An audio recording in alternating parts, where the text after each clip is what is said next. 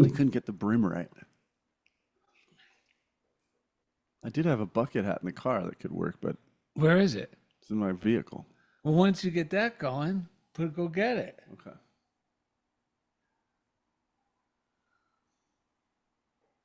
All right. I'm just gonna lower this. Mute that. Oh, it is. That's mute. Yeah. Great. Let's see when it shows up here. All right. All right. Okay. So, are you ready there? Just put this. You want to wait till I get my bucket hat? Yeah. And this will go live.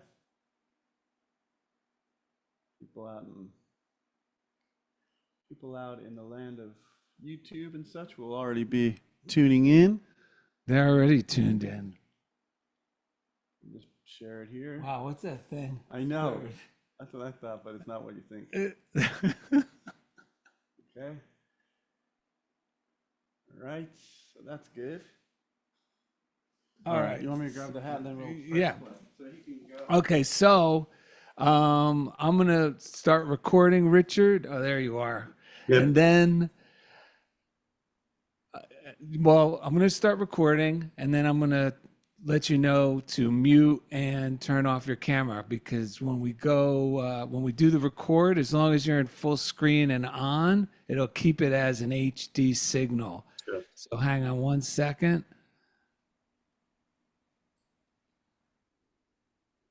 All right, so you could now mute yourself and your cam and your video, and then I'll start the show as soon as Ed gets back in his seat. Okay. You'll be able to hear everything and see us. All right.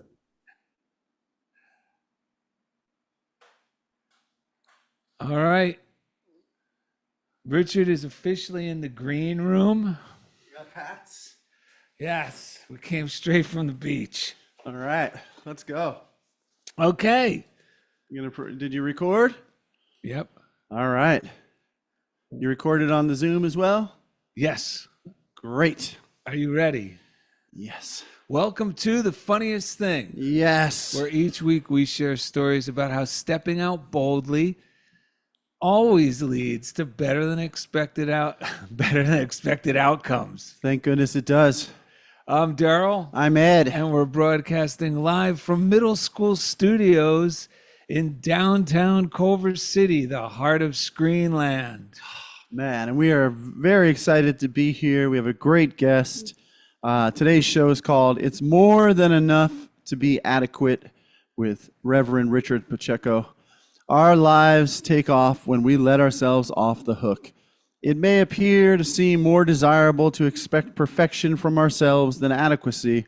However, we've learned that we set ourselves up for success when we set the bar low. We relieve ourselves of all psychological burdens with the willingness to simply be adequate and watch God do the heavy lifting. On this episode, Darrell and Ed encourage listeners to know that they are more than enough whenever they trust God is always shining through them. And during the second segment, the Unity Urban Ministerial School radio czar, Richard Pacheco, keeps us tuned in with today's reading, which is Divine Activity. Yes, that's a great reading. Well, you know what inspired this episode, Yes. but I don't think our listeners know. What is it? I know you know. Lay it on me. Well, after doing the first session of the Intuitive Method workshop this week, I presented the first session, and it felt great. We had a good time. Of course. But the following morning, I woke up and I started thinking to myself, actually, it's not even thinking to myself. It's actually discouraging myself. Right. Where I started to imagine that, well, and there's nothing wrong with seeing where things can improve, but you should really only take that to a certain degree as being helpful for you to assess something. Right. But this was not one of those. This was, oh man, I'm gonna I wasn't, I could have presented the information a little better. Right. That maybe the participants would have really been able to understand it even better than how I was presenting it. So I was really discouraging myself and telling myself a nightmare. Meanwhile, Right. I had no idea that the students didn't get any information. You know what I mean? I had no idea that the information, what I was telling myself was true, that it wasn't. Right. There was nothing indicating That's that right. things hadn't gone well. And this is from your intuitive method class that's Yes. happening every Wednesday. Yes. But I'm telling myself, I should have did it this way. Right. Maybe I should have did that. Maybe I should have shared this first. Maybe it would have been easier to understand Sure. if I did X, Y, and Z instead of Z, Y, and X. Right. But there was no complaints. There was no signs of any misunderstanding. I think even a few people had by that time already sent an email sharing, a thank you. And this is the great thing about doing a morning routine, because when we wake up, sometimes our head is not quite right. It's not quite on the beam. Those old subconscious ideas Right. that are deep down in there, they're coming up. Every time they come up and we recognize and let them go, we're creating a whole new way of maneuvering through life. Yes. But if we don't do some sort of morning practice, well, then these old boogeymen tend to have a hold on us. Right. They're not as easily dismissed. And that's why Ed and I always recommend you wake up, just give yourself 7 minutes Yeah. earlier.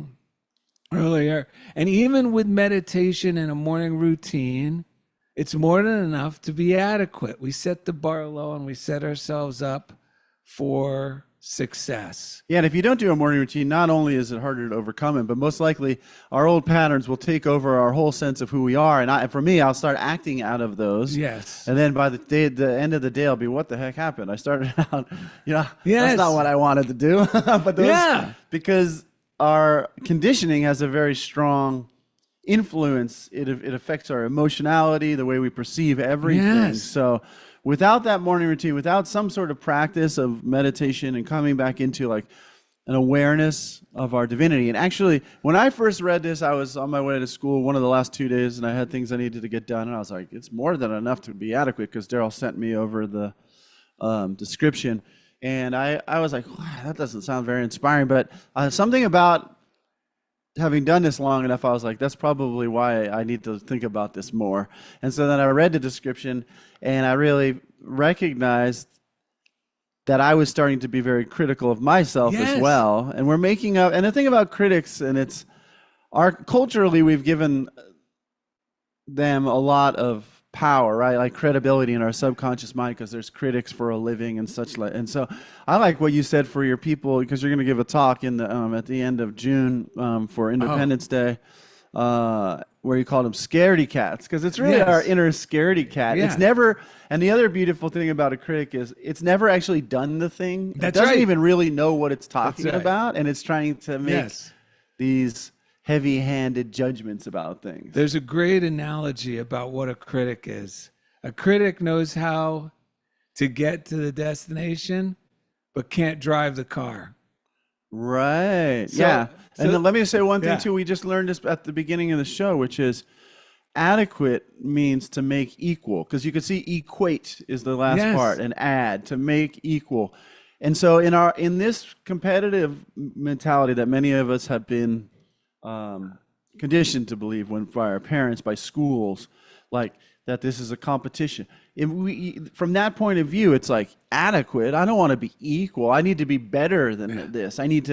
But when you think about it through the lens of metaphysics and spirituality and what Jesus taught, and that our birthright is our divinity, that what we're suggesting when we say adequate is remember that you are equal to God, and you don't have to do anything to prove it. No. You don't have to do anything to earn it. You just have to remember that it is so. Yes. And then also it makes us equal. When we're competitive, it's like we got to be better than the people around us, but through the lens of the spiritual lens, we want to recognize the divinity not only in myself, but in everyone around me, because that is truth with a capital T, that we are all equal. So all we're doing is when we remember that all we have to do is be adequate. We're just re-equating ourselves with our divine origin and who we really are so that God can work through us.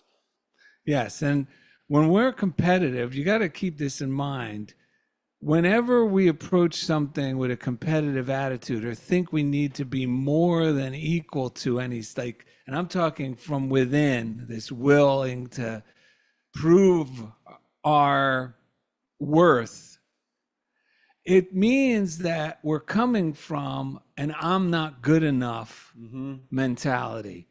I am not good enough, so I have to now overcome this idea. That's all we're doing. We're just trying to overcome an idea that I'm not good enough. And what is I'm not good enough? It's a transformative, creepy belief, because it wears different disguises.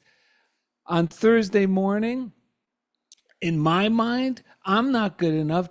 Put on the disguise of I didn't perform well enough. Sometimes it puts on the disguise, depending on where you are or who you're around, I'm not good looking or attractive enough. Or it can transform into another one of my famous ones. Oh, wow, we're getting a call from Kirk Chelson. Is I'm not doing enough. Yes. As soon as we start doing that to ourselves, it means we need to stop doing that, because it's only what we're doing is I'm reinforcing an idea that I'm at the bottom of a mountain and I'm perceiving whatever it is I desire to be a part of or I desire to achieve all the way at the top of this mountain. Psychologically, we're doing this. Right. And we're saying, like all the great spiritual teachers say, let yourself off the hook. Yes. You're making this idea up. And once we say, you know what? Being adequate is more than enough. And once we let go, no, you know what? That was more than enough. That was more than enough. And when you start thinking that was more than enough, whatever the situation is, I have enough talent to do this, or whatever it is you're discouraging yourself about. Yes. And you just go, no, I have more than enough talent to do this. Right. I have more than enough. I shared, like in my case, I shared more than enough information to be, what was I thinking? Telling yourself those things are more in line with the truth than telling yourself you're not good enough, you didn't perform good enough. Because I started thinking, man, this can go all the way back to trying to win the approval of a disapproving parent. Definitely. So that morning, what saved my skin was in an old metaphysical book called As Bill Sees It. And this guy, he loved Emmett Fox teachings, and he ended up using these metaphysical ideas on his own health, which helped him recover from alcoholism. And they went on to share it like, hey, man, this stuff really works. And he was a naysayer. He was like, I don't believe in God. I'm too smart for that. Yes. I'm a big shop businessman. Right. Well, this is garbage. Like, this is ridiculous. But when he got to the point where he was, you know what, I'll do anything. and someone shared these ideas in a way that Ed and I like hearing them, where you could see, holy cow, all these biblical teachings are really sound psychological ways. They're sound psychological tools that we could apply practically to the way we're thinking and the way we believe that will transform our circumstances. Right. Not help us endure, but actually cause healing, yes, cause prosperity, attract the things we desire. Yeah, and I want to say too that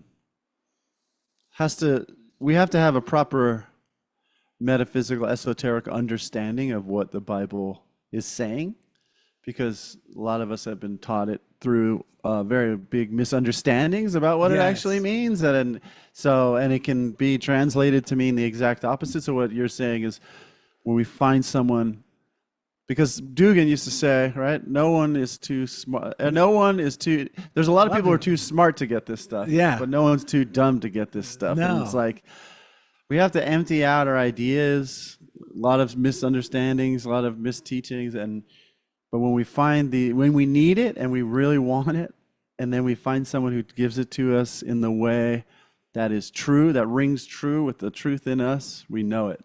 So just by coincidence, Thursday morning, and this saved my brain because it just made everything, I could relax. This is what he wrote. Our chief responsibility to the student is an adequate presentation of the program. Right. If he does nothing or argues, we do nothing but maintain our own peace of mind. If he starts to move ahead even a little, we then feel enthusiastic to help him in every way we can. Yes. And man, that was, I had like a sigh of relief. But I was like really like, oh man, what can I do next week? And I was like already like planning how I can make next week's session. Yeah. Yeah, because then you can use the ideas constructively instead of against yourself, right? Like when you recognize you're adequate, then you have a thought, I could do that better, and it turns into this is exciting because we're still the train's still moving forward, rather than, because the inner voice that often I wake up to is like it feels like it's talking about now, but really it's dwelling in the past. It's judging things that have already happened, and it is not constructive. No, it's putting me in a mental state of having to overcome an obstacle that I'm creating. I don't think I'm creating. I think I'm trying to do the right thing, but really it's putting me in I got to overcome this obstacle. And I was already thinking, oh my God, I should include everything I think I left out in an email.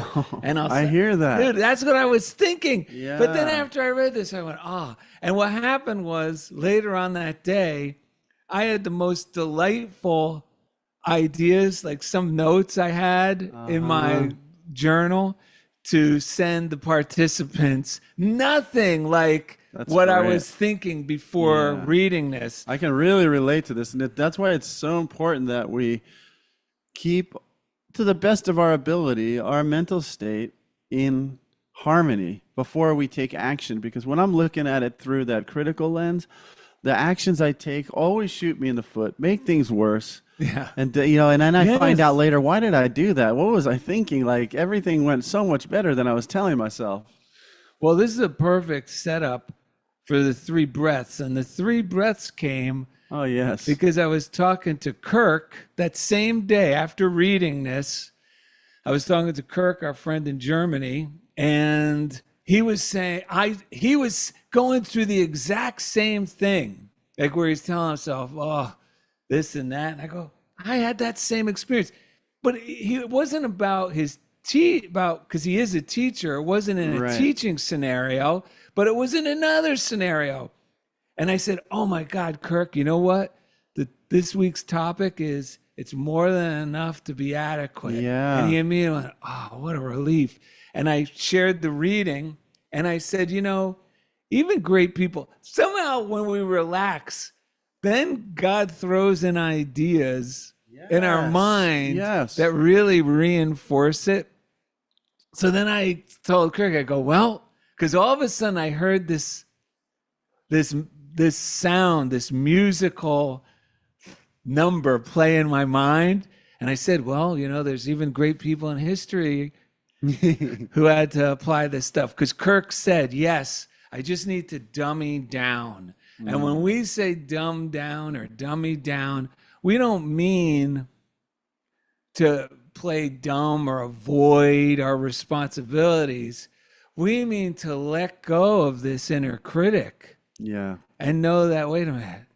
Oh, yeah, God's in charge. Yeah, there's a phrase, stop outsmarting ourselves. Yes. Stop outsmarting ourselves. That's smarting means pain. Like when something hurts, I mean, it's not a good word. I just thought maybe that's what they originally meant when they said that's smarts. It is. Remember, we looked it up once. It did not. It was not originally like thought about in the way that it is now. It was like pointed, painful. Yes. Yeah. So he said, dumb me down. I said, yep. Great people in history. He goes, I said, take Beethoven, for instance. Yes. And he goes, what did Beethoven do? Because we were just talking about Ben Franklin. Yes. Historically. Yes. And I said, well, he set that affirmation of his to music. Well, which one? I said, come on, Kirk, you know it. Dum, dum, dum, down. Dum, dum, dum, down. So those are today's three Why breaths. don't you start us off? Okay. Dum, dum, dum, down. Dum, dum, dum, down. Dum dum dum down. Dum dum dum down. Dum, dum, dum, down. Dum Dum, dum, down.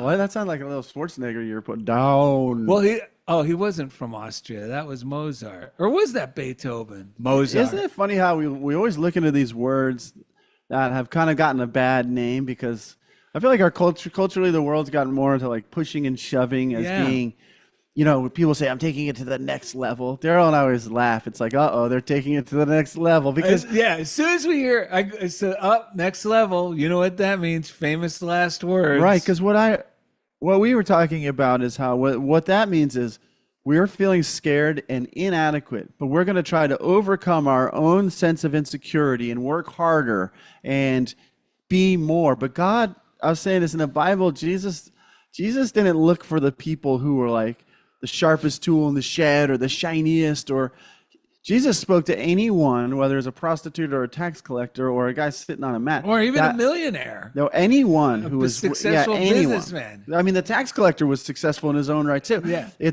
Those aren't the things that the Christ, remember, that's the Christ within us is what we're talking about. Yes. It's all, I mean, these are words from the teachings. And all that is required is receptivity. Yeah. We don't have to make ourselves better, because all that's trying to do is overcome the insecurities that are active in our own minds. Yeah. So we got to, yes, we are telling ourselves, you got to remember this. When I was thinking, what's the use? I didn't do as well as I should have. Right. That's not really the truth. That's right. I'm starting to listen to a disapproving parent within Right. myself. Yeah. And I'm starting to believe that. And now I'm trying to overcome this make-believe disapproving parent within my own mind. So taking it to the next level is trying to fight an idea with an opposing idea. We're saying treat the concern or treat the condition within my mind and let it go with, it's more than enough to be adequate. Yeah. You did fine, Darrell. And when you encourage yourself, because I'm even in this class, I tell the participants, discouraging yourself is not God's will. No. Discouraging yourself is a character defect. Right. Telling yourself you're not good enough does not get you to perform better. Yes. Ever. Yes. Yeah, I mean, May Rowland says, if we can develop a strong belief in God as eternally good, then we can build a strong foundation for our life. And it says, think of God, she said, think of God as the very spirit within you. God is not only the principle of good working in the universe, God is the spirit of good working in and through you. And that's the biggest thing that I have to keep changing in my mind, is to realize no matter how judgmental my mind or perceive other people's minds being, God, this God power never does that. That's right. It never stops love. All like this God, and I've been reading Raymond Charles Barker, and I picture he's like a train conductor. He's on the train. When I get in my head and criticism and judgment, I'm like going around the wheel. Yes. And he like, these teachers are trying to pull us back up into get into the cab here and enjoy the ride, because life never stops moving forward, no matter how much we criticize, condemn, or judge. The sooner we can dust ourselves off and forgive ourselves completely of all of that stuff and recognize that we are adequate, which means equal to God, to the Creator, because God created us. How could we not be equal to it? We are an expression of the divine, and so is everyone else around us. And it takes a lot of undoing. It takes like constantly choosing anew. That's why Raymond Charles Barker, for me lately, has been so powerful, because he keeps emphasizing the decision. Yes. I just have to make the decision that this crap in my head is not real, and there is something that is real, which is love and goodness. And Darrell and I were just talking about this. The thing that's amazing about why we live this way, we're not trying to prove. Like, there are ministers who think it's about them. Like, how do I up my game so that more people want to see me? The way to up our game is to live it more, practice it more. Because the people we want are the people who come here for the principles, not for us. Yes, who are equal to us, who we can all relate to and go, me too. Right. I'm doing it too. Well, even Jesus said, when people were putting him on a pedestal, he's like, whoa, whoa, whoa. He goes, the things I'm doing, you could do. I'm teaching you this because you can do it too. Yeah. I mean, I just ended my school year yesterday, and the most beautiful thing happened, because I changed so much about the way I did things, especially at the end of the year. And I was able to listen to this, even though I had to really, Darrell helped me yesterday. The inner critic kept coming up and judging every little thing. But thankfully, I applied these principles and felt my adequacy, because all that means is I'm here and I'm okay. Yes. I'm here and I'm okay. And then from there, I can get inspired. But I heard the number one thing that registered in my heart was parents and my staff appreciating how kind I was to them and their students. And I wouldn't have, it's living this way, because fear takes me out of a kind state of mind. So by treating my mind for all of this fears and doubts and worries and senses of inadequacy, it allowed me to be more and more kind the whole year to other people and encourage them. And that was reflected back to me in amazing ways over the last couple of days. And because I have these tools, I was able to let it in more than I ever have. Well, you were speaking about forgiveness. This is a great little readings before we get to our mail and thanking everyone. We just have a quick little thank you after this, and we'll read that. And then this is so good right here. This is because the big part of us thinking we got to be more than enough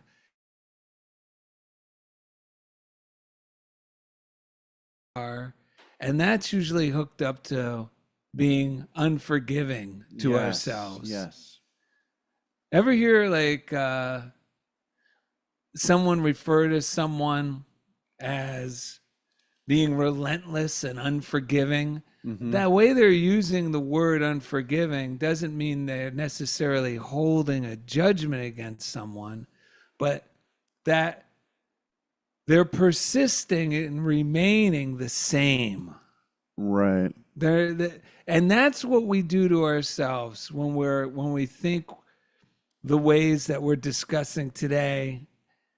So a way to get to the heart of that is forgiveness. Yes. And this is from a great book. I bought this years ago because of the cover. I love it. I remember that. Because it looks so like, I don't know, that great 50s odd type book, The Miracle of Mind Dynamics, and it's by Joseph Murphy. Murphy's amazing. A New Way to Triumphant Living.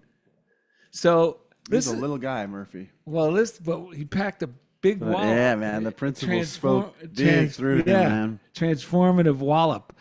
So just keep these ideas in mind to help you know that being adequate is more than enough. Life is always forgiving you. If you burn your finger, life heals it. Why not forgive yourself and be free? Right? Let yourself off the hook. Yes. All that's expected is to just be adequate. Yes. That's it. If I just keep myself off the hook and remind myself I just need to be adequate, everything you touch turns to gold. It's so true. Can't help but do that. The other thing is to remember here, and it follows it up perfectly, no matter how long you may have used your mind in a negative and destructive manner, the minute you begin to use it the right way, right results follow. Oh my God. Yes. And finally, to wrap up what Ed was referring to earlier about the misinterpretation of, the Bible stories, biblical the stories, principles. yes, that they might be presented in a way that caused us to think, well, the whole thing's pretty horrible. Why even bother? Well, listen, here's the truth about it all. No external power or evil entity is trying to lure you or harm you. The cause is always in your own mind, based on what you think, feel, believe, and give mental consent. Yep. So that's the good thing too about a regular simple practice, because I don't continue to give my mental consent to something that feels bad like I used to for such an Yes. extended period of time. I felt bad, but I did my morning routine. Within the morning routine, I got the solution, the answer I was looking for, and I let go. I no longer gave my consent to thinking I didn't do enough, Yes. right? I didn't perform it as good as I thought I should have.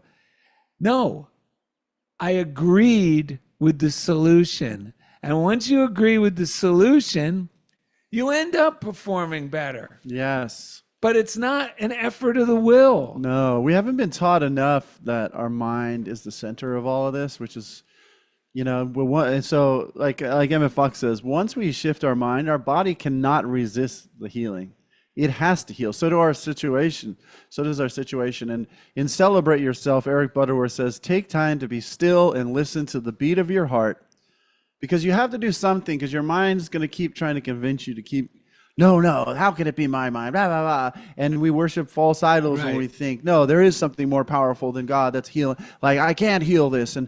But we can make a decision, like you're saying, to not keep feeding that. And sometimes we just have to say, you know what, I don't agree with that. But we have to take time to be still and listen to the beat of your heart. Feel the throb of your pulse. That's a great way to literally do that in real time. Because you realize when you do that, you start having compassion for yourself. Because you can't feel your own pulse without thinking, how the heck is this happening? I agree. And you start going, wow. You start really feeling empathetic towards yourself as, holy cow, I'm here and I'm not making this happen. That this is God's love in every beat. Yes. I love you. I love you. I love you. Yes. I love you. It's a game changer. Yeah, one time Stephen Tom Thorpe, because he does the sound for Unity of Santa Barbara, and Temple Hayes always says, amazing things are happening here. But he had one of those light bulb moments during one of our Zooms, and he put his hand on my chest, and it was powerful, and he said, amazing things are happening here. That's where it begins. That's where the amazing stuff is happening. The universe is celebrating itself in you as an instrument of life. That's the key. Yeah. Like the clarinet doesn't try to convince the player, look at me, I'm the best.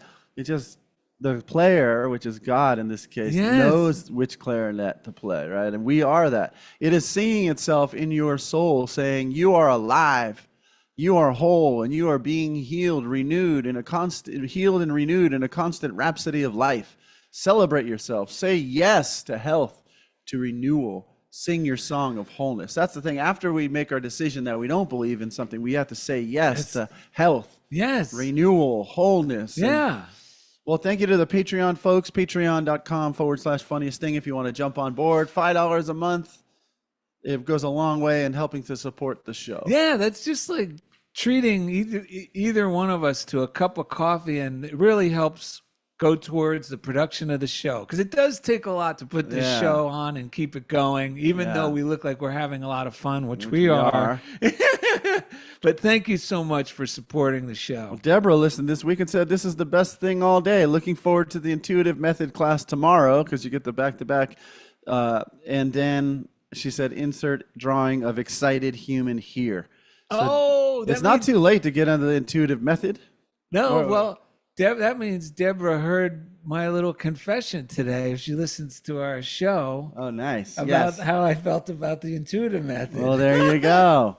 All right. And thank you all for listening and sharing and living this stuff. If you want to send us something, funniest thing, P.O. Box 1312, Culver City, California, 90232. We've got a website, darrellanded.com. You know, on Saturdays, 1 p.m. Pacific, 3 p.m. in the middle of America, 4 p.m. on the East Coast. You figure out the rest. We are live on YouTube streaming, so you can join us and Facebook. comment. Yeah, and Facebook. And you can join us there and comment in real time and be a part of the show while it's happening. JEG on YouTube said, "Your supernatural optimism is contagious and appreciated. Thank you." Wow. And now he was talking about your supernatural power of optimism with Will Rubio, which was last week's episode. Let's thank the chief engineer out in Kansas City, Kansas, Jeff Comfort. Each week, He takes us right into the comfort zone. All right. Coming up next, today's guest, the Unity Urban Ministerial School Radio Czar, Richard Pacheco, who has an amazing story and an amazing crown, keeps us tuned in with today's reading, Divine Activity. So thank you for listening to Funniest Thing with Darrell and Ed, live from Culver City, the heart of Screenland. All right. All right, I'm going to get Gidget. Okay. And Richard, you can unmute and turn on your video. Yes. Hello to everyone watching out in YouTube land. There he is. There I am. Good day, sir. Good day. All right. As soon as Darrell gets Gidget, who's our station manager, the Australian stubby tail, Pooch, we're gonna get started.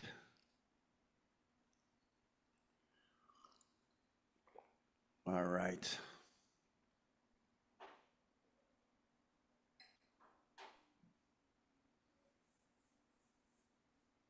How are things going on the Unity, the Urban Ministerial School Radio for you? They're going good. I mean, again, we're trying to move it so like the old Unity Radio, we have an hour, step by step. So, so-and-so is going to be on hour 5 or whatever. Yeah. But for right now, it's a long playlist that I do every Sunday night. Okay. But, I mean, I've gotten some good feedback and we've gotten a lot of people interested. So Yeah. hopefully soon.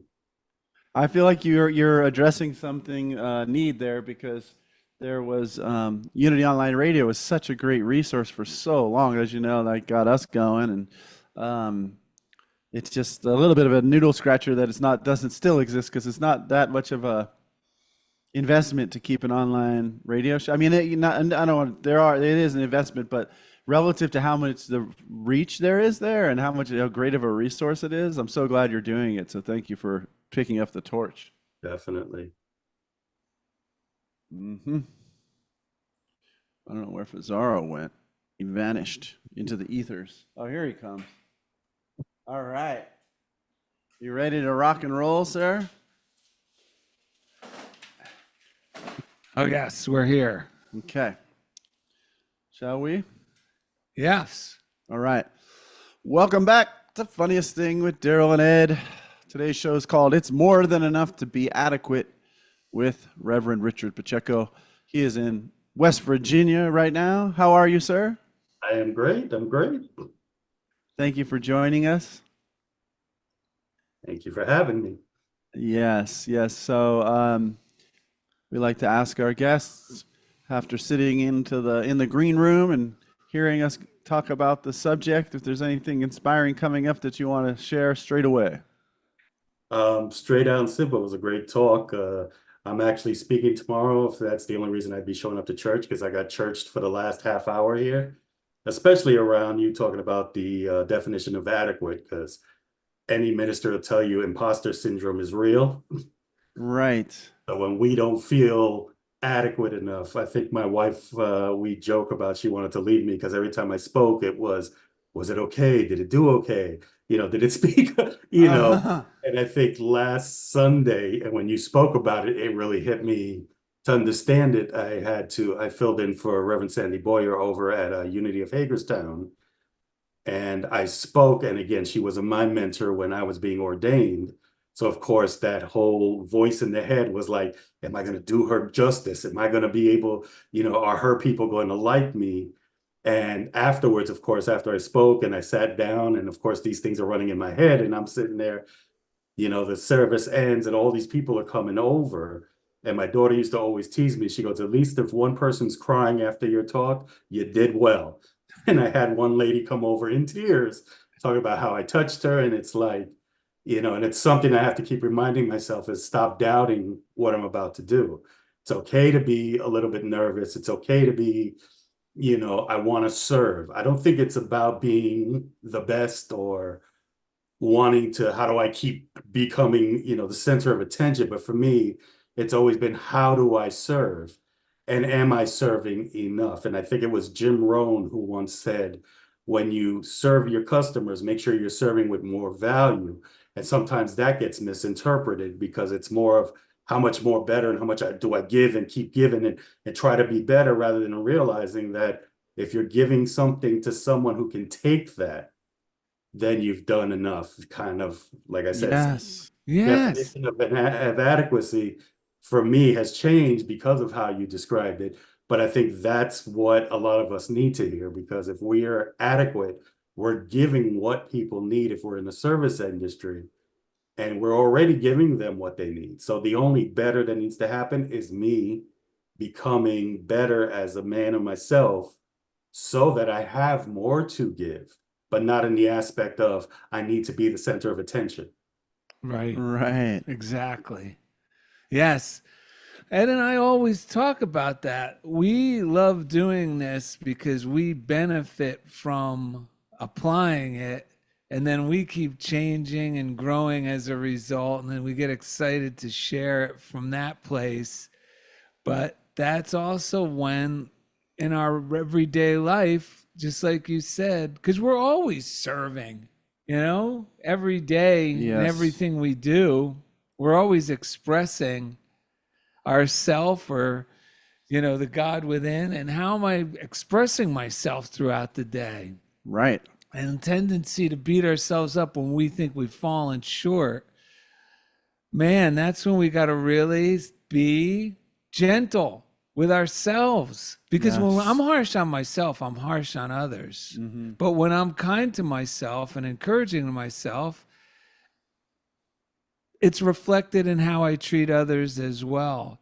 I like what you said, someone else about being nervous beforehand, because Dr. Elizabeth Marshall, another Yeah. Marshall, she's an old-timey minister out here in Inglewood for the Center for Spiritual Living. Yes. And she said that nervousness before she's about to speak, she imagines it as like like the horses at the beginning of the race.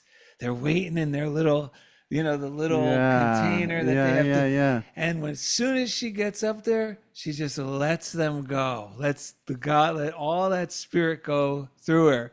But another person joked that, whenever I give a talk, I'm really giving 3 talks. So I said, what do you mean? Well, there's the talk that I'm going to give. Then there's the talk I end up giving. Then on the ride home, there's the talk I think I should have gave. Yes. Oh, yes. And the key is just to say, you know what? It's amazing I'm even doing this. Right. Yeah. And like you said, if only one person, that's more than enough. Yep. That's right. One person benefits, that's more than enough. That just happened too, Richard. A friend of ours went to go hear someone give a workshop. Did you know about this story? Go on. Maybe I do. Okay. Maybe I don't. Went to go do a workshop, and she took time off, gave up a job opportunity for that afternoon to go to this workshop. And my friend sees her leaving the venue, and he wasn't taking the workshop. He just happened to be there. He was there earlier for something else. And he goes, "Where are you going?" And she said, "Well, I took off, missed out on a job to do this workshop, but the presenters said because I was the only one that showed up that it didn't make sense to give the workshop." And I was like, "What?" Like, Ed and I will give a workshop if one person shows up because we're enjoying the workshop. Yes. And I didn't say this to her, but between me and my friend, I was like, "Are you kidding me? When there's just one person, sometimes it turns out to be the best time ever, and you make a real connection with that other person. You become like a newfound friend. Yes. It turns out to be the most delightful thing." And someone else said, you're not performing for the people who aren't there.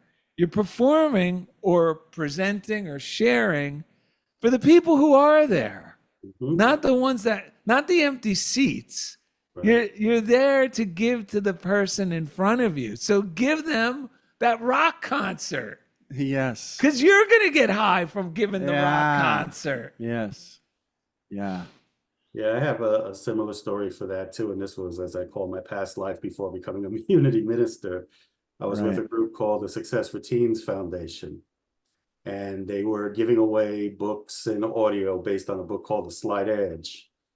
And the whole thing was how teenagers could be. And I fell so in love with the organization.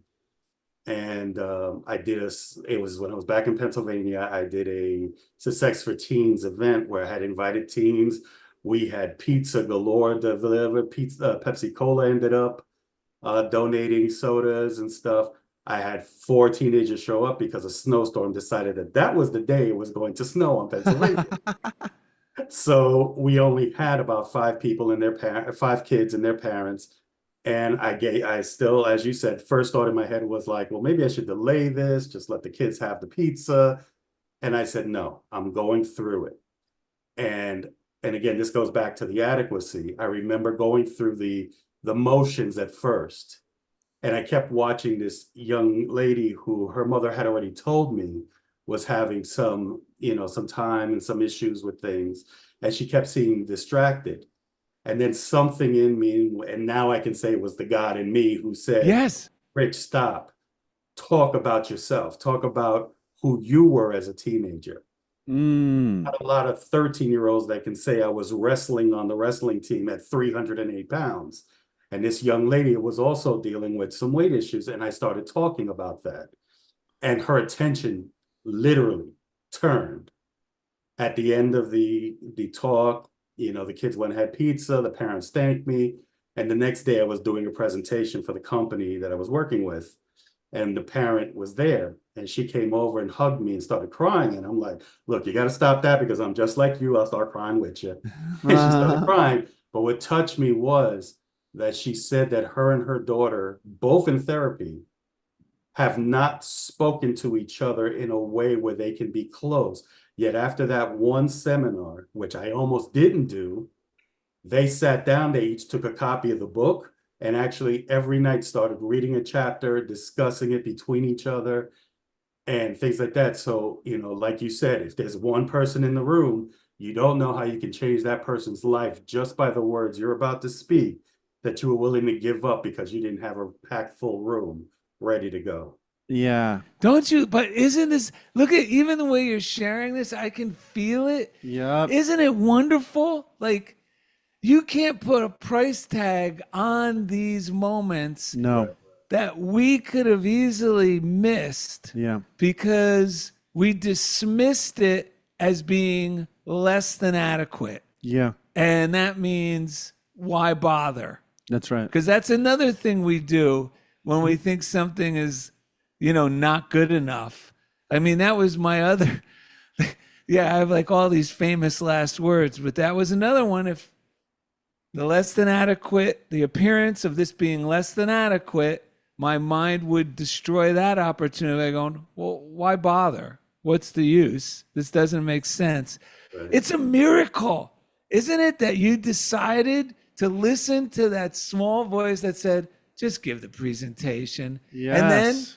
the other one, you're just going through the motions. I mean, you're doing what's required, kinda, but then all of a sudden that second little nudge, come on, Richard, talk to, share something meaningful from within you. And you risk doing it.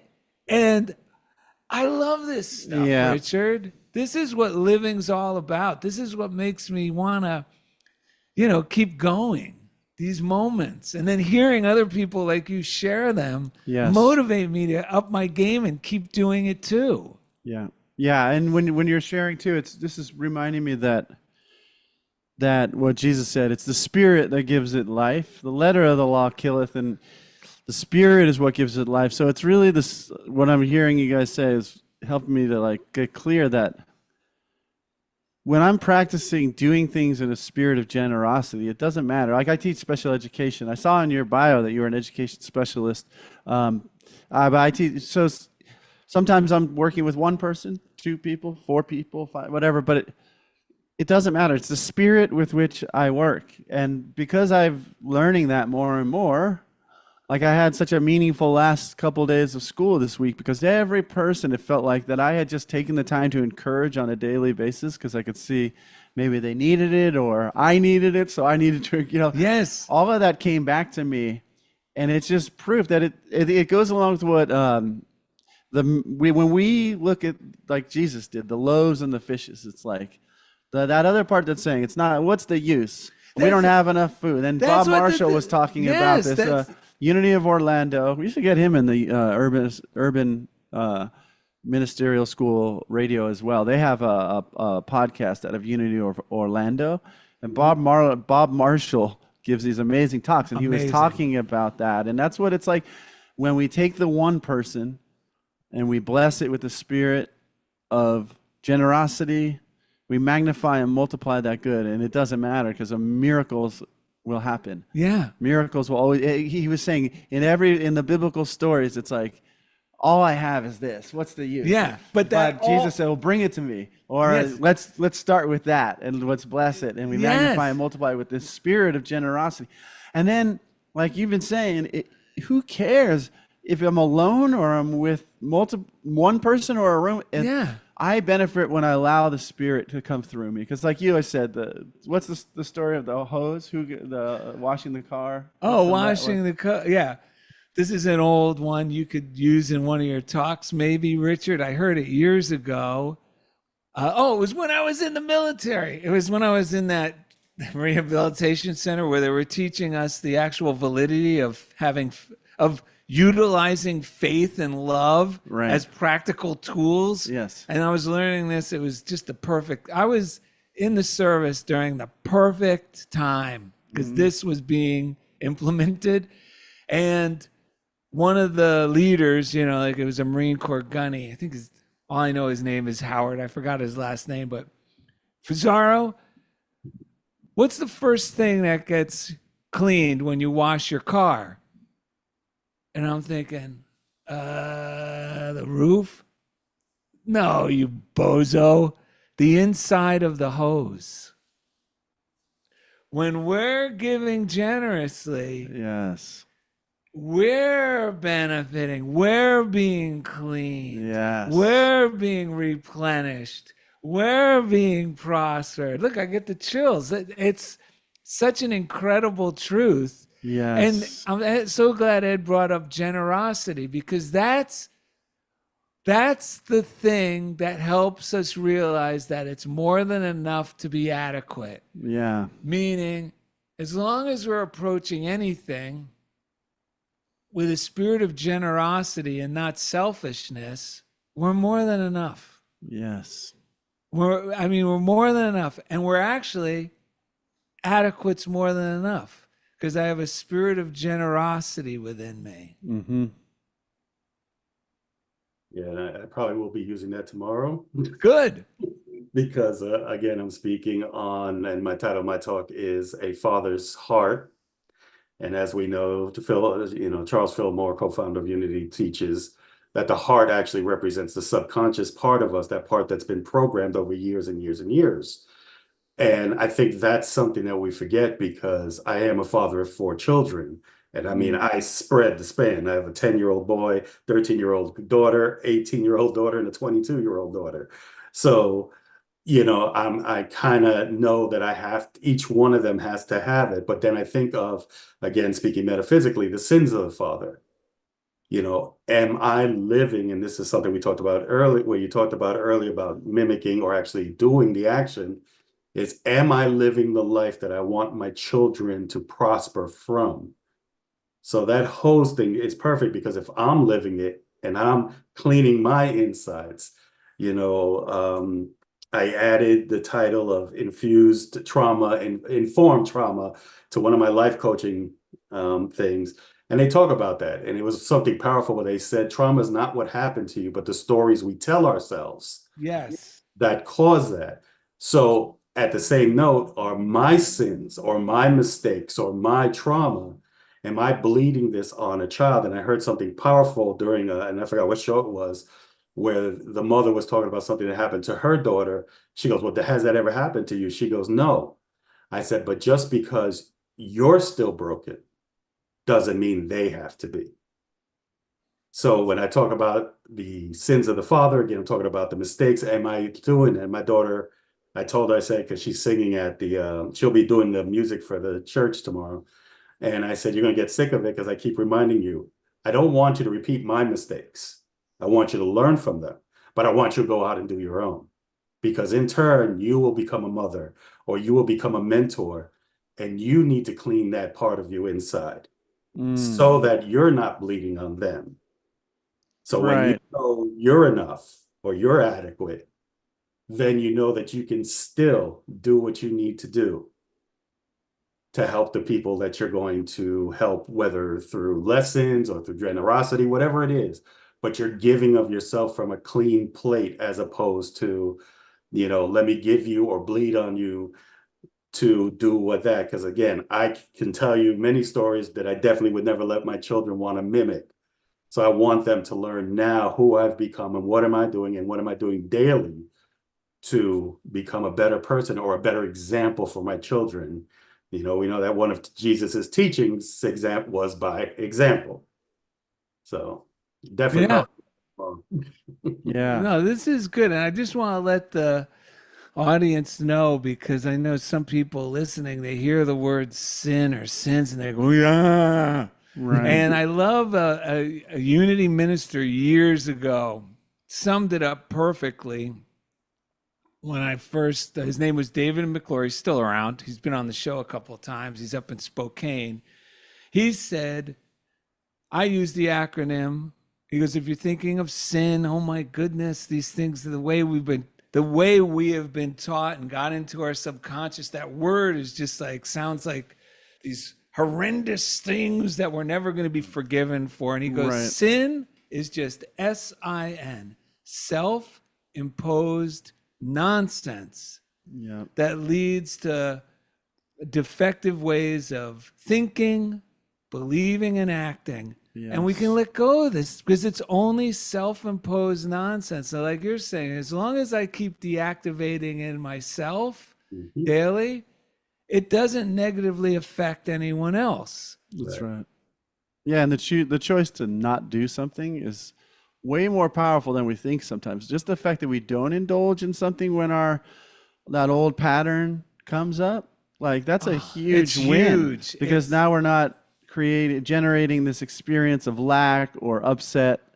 And I've half joked, but there's a lot of truth to that. In the public schools, if I just don't do what a lot of other people are doing, that's a huge victory. If I just don't inflict a sense of lack of worth upon these kids, or leverage, or like levy, whatever it's called, some kind of like statement about their worth and what they can and cannot do in some limited, if I just come from love and just encourage them that they are enough, if that's all I do, then I'm doing a lot. And I realize I see it Yeah. again and again and again, because when the students that I work with hear that, it's like jump starting their own engine instead of trying to push them along.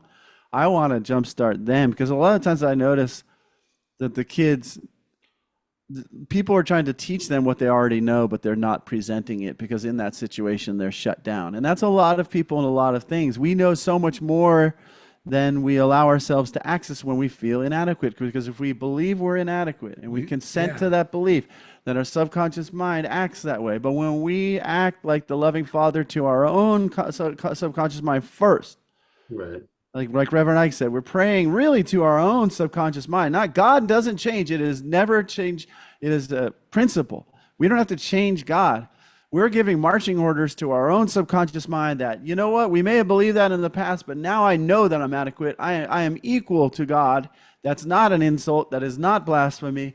That is just opening the door so that I can step out of the way and let God come through and let God do what God wants to do through me. And the amazing thing is that God is more me than anything I was trying to be. So it all just works in this amazing way together. That's why it's a great affirmation of knowing within my mind, it's more than enough to be adequate, because it takes my will to try to be more than adequate. It helps me let go, surrender that part of me.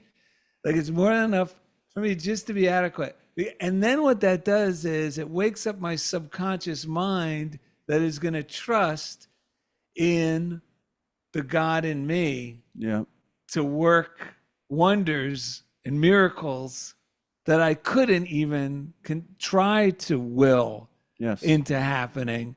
If I just keep letting my will off the hook by saying, Darrell, no, it's more than enough to just be adequate and let God do the heavy lifting. Yep. Right. If you just remain just adequate, just showing up is 99% of it, and the rest is letting go and letting God operate through you. Wow. Yep. Amazing things are going to happen. I wrote down another definition of humility for myself, which goes along with this show. But I think I might not find it. That's okay. Richard, tell us a little bit about, for one, the crown. Well, I love the fact that you wore that. It's right up our alley. But what inspired you to wear it? What does it mean to you? What's going on? Yes. Well, I mean, it was more of a birthday thing, because again, today is my birthday. Oh, happy birthday. Wonderful. And so my daughter is a big Disney fan, and she's one of my proudest, because she was literally raised in unity. So that entrepreneurial spirit, I want to serve, but then add that to being like one of the biggest Disney fans there are. So, in fact, they just left because they're doing the business group that she's with is doing a gala, and she literally had the lady drive her back because she forgot her tiara. So our entire household, about, 23 years this year? So 2 years ago, my wife and I renewed our vows, and was on our 20th anniversary. And my daughter said, yeah, you can't renew your vows. And she literally bought crowns for me, my son, and then bought tiaras for her mom and everyone. So today was my birthday, so she felt that it was important for me to wear my crown on the show. Beautiful. Well, thank you for that. Thanks for taking the time on your birthday to be with us as well. Yes, well, I was going to originally wear one of my standard hats, but I went in the closet because Ed didn't have a hat. So I went to go find him a hat, and then I threw this thing on my head just as a joke, and which my wife does not enjoy this hat. And I said to Ed, I go, look, I'm just going to put this on as a joke. So Lori thinks I'm actually going to wear this during the show. And then I told Ed, I go, but wait, if I wear this on the show, are people going to think the stuff, are they going to take what we're sharing seriously? And Ed goes, I certainly hope not. So I said, all right, I'm going to leave it on because we shouldn't take this stuff seriously. Right. Yes. We should, We're sincere. yes. A teacher once told me, we're sincere. We don't need to be serious about this. We always say serious is just fear pretending to be an adult. And you know what else I heard this week from one of Ed's one of Kirk's teachers. He went to a thing in Amsterdam. Our friend is a professor of film in Poland. And he said, man, this lady said something about working with some new students that come in and, they know it all. Yep.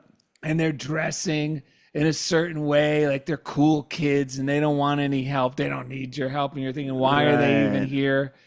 And someone raised the question, well, how do you deal with that? Because this lady's, I guess, an expert or a really respected teacher and filmmaker. Right.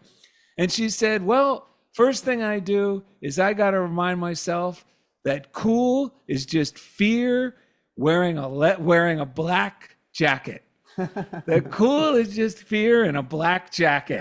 And that helps me go, okay, now when they say something, I just agree with them. I go, yeah, you probably do understand this a little better in that area. Yeah. And as soon as I do that and realize they just want reassurance because they're really just afraid, then they're on board. Nice.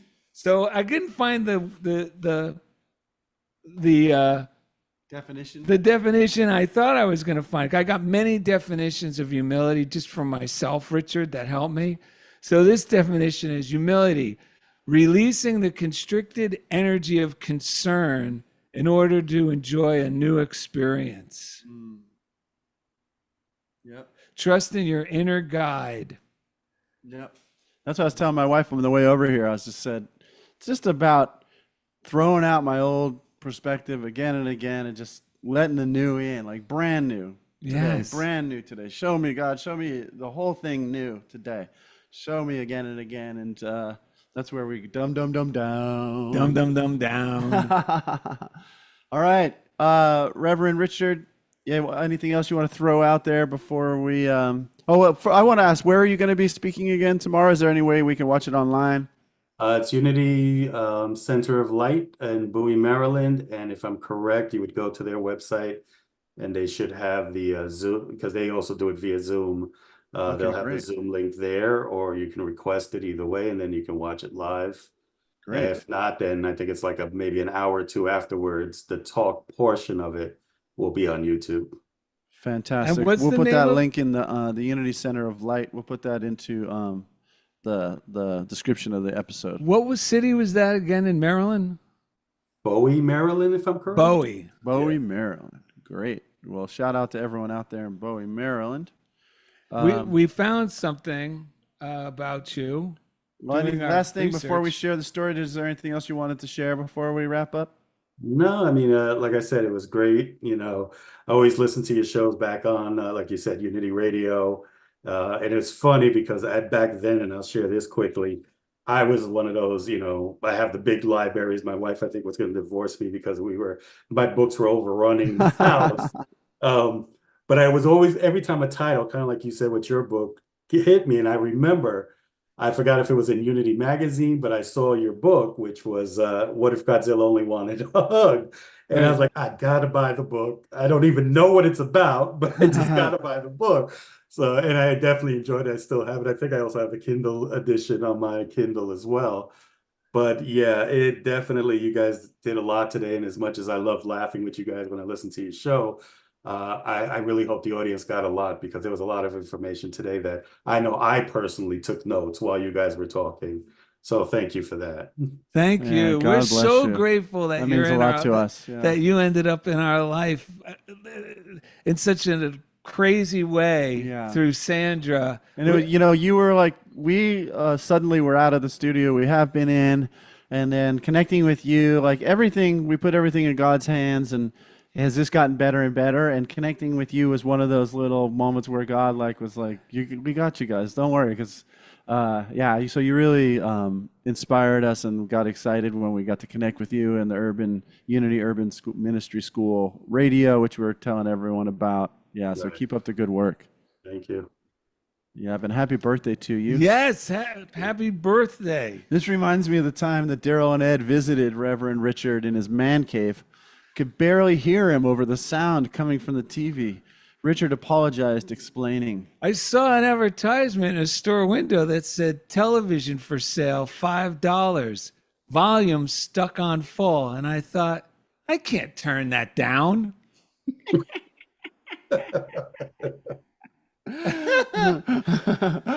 you know what God always says every morning? Well, you're going to have to help me with this one. Oh, man. God was a big fan of the Goonies, apparently. Because you know what he says every morning? What? What's good enough for you is good enough. Good enough? For me, it's good enough. Good enough. Good enough for me. Yeah. Visit darrellanded.com to find easy Richard links Pacheco, we love you. to everything we do. And thanks for being a part of Funniest Thing. What's good enough? Good enough for you is good enough. Good enough For me, it's good enough. Good enough. Good enough for me. Yeah. Woohoo! We did it. Richard, thank you so much. My We pleasure. got now. You'll definitely be on again, won't you?